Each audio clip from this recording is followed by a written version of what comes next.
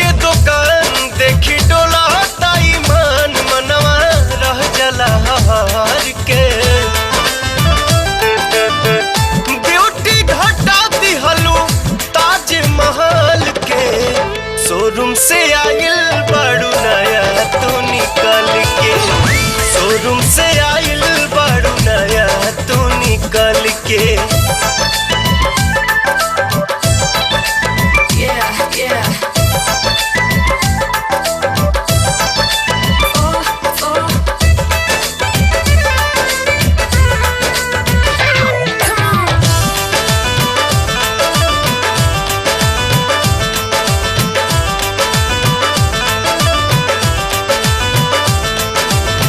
कौना कारीगर के तू हो कारीगरी गजबे बनावट बटे मनही के परी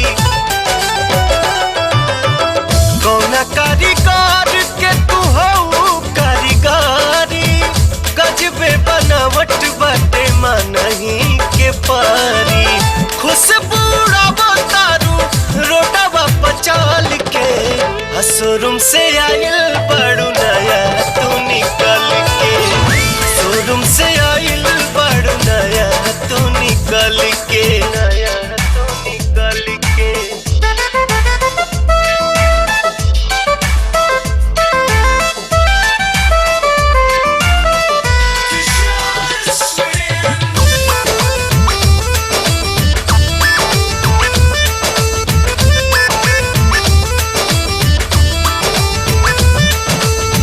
रूपवा सलोना के न बाटे कोनो मेल हो आठो अजूबा बाटे कराया के फेल हो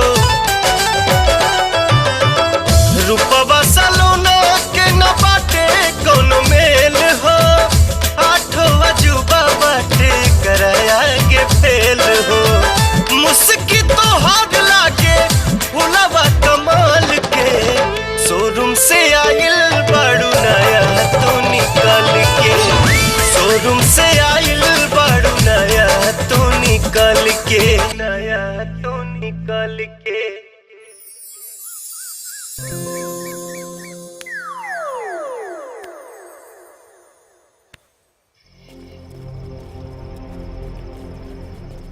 जसवंत पांडे हमनी के धंधा अलग भइला के बाद तू हमरा रास्ता में टांग काहे अड़ा रहल बाड़े?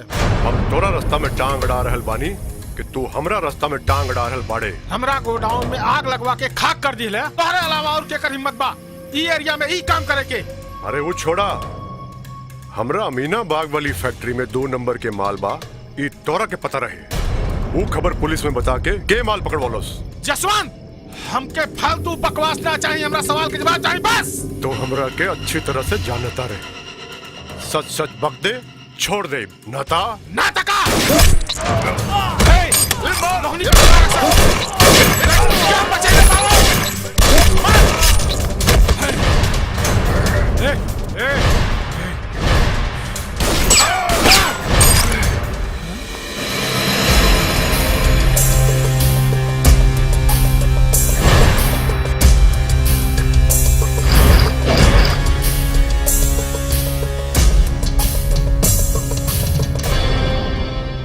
राजेंद्र तोरा गोडाउन में आग हम लगौले रहली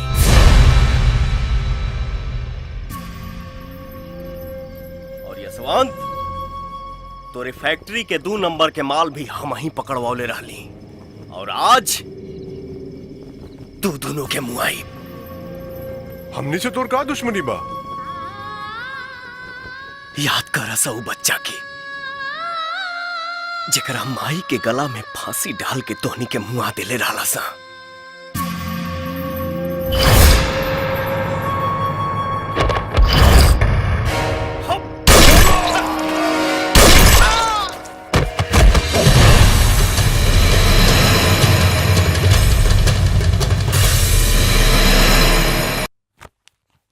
रामलाल ये फाइल लेकर जाओ।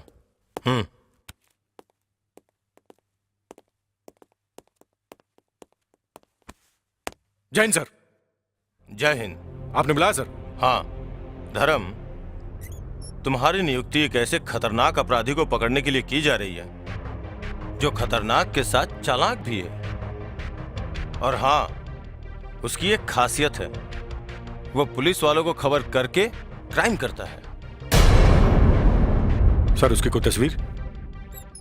नहीं, और अगर किसी के पास है भी तो वो डर के मारे देगा नहीं। सर, मैं पूरी कोशिश करूंगा कि उसको जल्द से जल्द पकड़ के सलाखों के पीछे फेंक दिया जाए।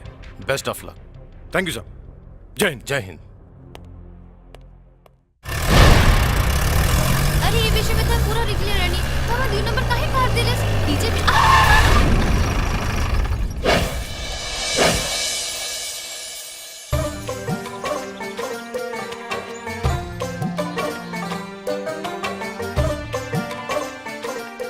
ए ठोक दे बका। हाँ, अब ठोके वाला जगह पे ना ठोकब तका गाछ वृक्ष में ठोकब।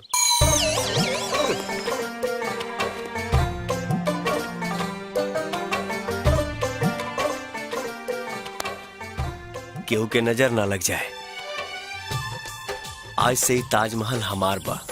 हाय राम, शक्ल से कितना शरीफ लगा था, पर हरकत कितना घटिया बा। गौर से देख ली, अपने पे दिल आ गइल बा, और जौने चीज पे हमार दिल आ जाला ओके हासिल कइल हमार शौक है। अच्छा, तो चांद तोड़ के ले आदा, तोहरा पे हम कुर्बान हो जाए। लगा था बिना लाइसेंस के गाड़ी चलाता, पुलिस में कंप्लेंट कर दी तो सारी एकरी बार आ जाए।